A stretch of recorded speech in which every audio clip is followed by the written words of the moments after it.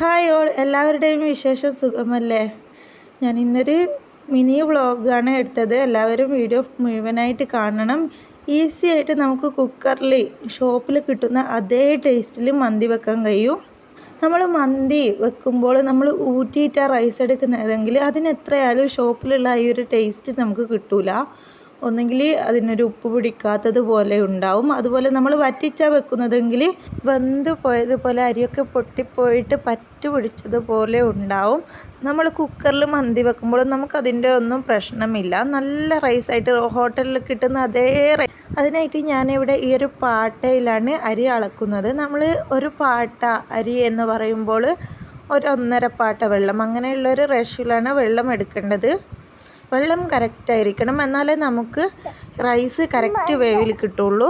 അരി നമ്മൾ കഴുകി ഒരു 20 മിനിറ്റ് കുതിർത്തി വെക്കണം. നമ്മൾ റൈസ് ഉണ്ടാക്കാൻ ആവശ്യമുള്ള സാധനങ്ങളൊക്കെ എടുത്ത് വെച്ചാൽ നമുക്ക് പെട്ടെന്ന് തയ്യാറാക്കാൻ പറ്റും. അങ്ങനെ ഞാനിവിടെ എല്ലാം ഒരുക്കി വെച്ചിട്ടുണ്ട്. ഞങ്ങൾ മാത്രമായത് കാരണം എല്ലാം കുറച്ച് എടുത്തിട്ടുള്ളൂ. പെട്ടെന്നൊരു മന്തി കഴിക്കാനുള്ള ഒരു പൂതി കാരണം എല്ലാം ഉള്ള സാധനം കൊണ്ട് കുറച്ചായിട്ടങ്ങ് ഉണ്ടാക്കി. അങ്ങനെ കുക്കറിലോട്ട് കുറച്ച് ഓയിൽ ഒഴിച്ച് കൊടുത്തു. അധികമൊന്നും വേണ്ട, കുറച്ച് മതി.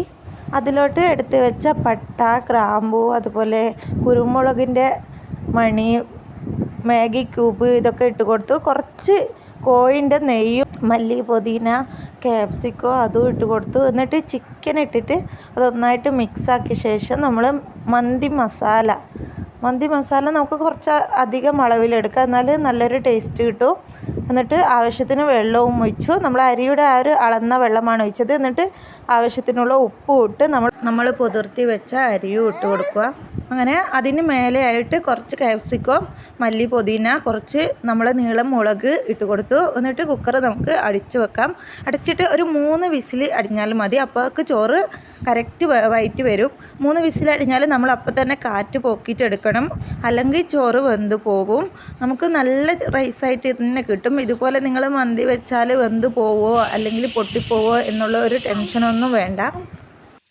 എൻ്റെ വീഡിയോ ഇതുവരെ കണ്ട് സബ്സ്ക്രൈബ് ചെയ്ത് സപ്പോർട്ട് ചെയ്ത എല്ലാവർക്കും ഒരുപാട് താങ്ക്സ് ഉണ്ട്. അതുപോലെ വീഡിയോ ആദ്യമായിട്ട് കാണുന്നവരാണെങ്കിൽ സബ്സ്ക്രൈബ് ചെയ്യുക. ഈ റൈസിനെ കുറിച്ച് നിങ്ങളുടെ അഭിപ്രായം കമൻറ്റിൽ അറിയിക്കുക. അങ്ങനെ നമ്മുടെ റൈസ് ഇവിടെ റെഡി ആയിട്ടുണ്ട്. നല്ല ഒത്ത വേവിൽ കിട്ടിയിട്ടുണ്ട്. അതിൽ നിന്ന് ചിക്കൻ മാറ്റിയിട്ട് നിങ്ങൾക്ക് വേണമെങ്കിൽ ഇതുപോലെ പൊരിച്ചിട്ട് വെച്ച് കൊടുക്കാം. നല്ല റൈസായിട്ട് തന്നെ കിട്ടിയിട്ടുണ്ട്. എത്ര മന്തി വെക്കാൻ അറിയാത്തവർക്കും ഇതുപോലെ തയ്യാറാക്കിയാൽ ഒന്നും കൊള്ളാവില്ല. നല്ല മന്തിൻ്റെ ആ ഒരു ഇതിൽ തന്നെ കിട്ടും. ഞാനിവിടെ കുറച്ച് പേർക്ക് ഉണ്ടാക്കുന്നത് കാരണമാണ് കുറച്ച് ചിക്കനും ഞാനും ഉമ്മയും മാത്രമേ ഉള്ളൂ. അതുകൊണ്ടാണ് കുറച്ച് എല്ലാം എടുത്തിട്ട് ഉണ്ടാക്കിയത്. നിങ്ങൾക്ക് നല്ല ക്വാണ്ടിറ്റിയിൽ ഉണ്ടാക്കിയാൽ നല്ല ടേസ്റ്റിൽ കിട്ടും. അങ്ങനെ മന്തി റെഡി ചെയ്യുക. അതിനുള്ള ഒരു ചട്നിയും കൂടി തയ്യാറാക്കുകയാണ്. കുറച്ച് പുതിന, ഒരു തക്കാളി, 2-3 അല്ലി വെളുത്തുള്ളി, ചെറിയൊരു പീസ് വലിയുള്ളിയും ഇട്ട് ഉപ്പും വിനാഗിരിയും ഇട്ട് ഒരു ചട്നി അടിച്ചെടുക്കുന്നതാണ്. മയോണൈസ് ഉണ്ടാക്കുന്നില്ല, വെളിച്ചെണ്ണക്കൊക്കെ നല്ല വിലയല്ലേ. അതുകൊണ്ട് സൺഫ്ലവർ ഓയിൽ ഒന്ന് ലാഭിക്കാമെന്ന് വിചാരിച്ചിട്ട് മയോണൈസ് ഉണ്ടാക്കിയിട്ടില്ല. അപ്പോൾ നമ്മുടെ ചട്നി ഇവിടെ റെഡി ആയിട്ടുണ്ട്. നല്ല ടേസ്റ്റി ആയിട്ടുള്ളൊരു ചട്നിയും മന്തിയും.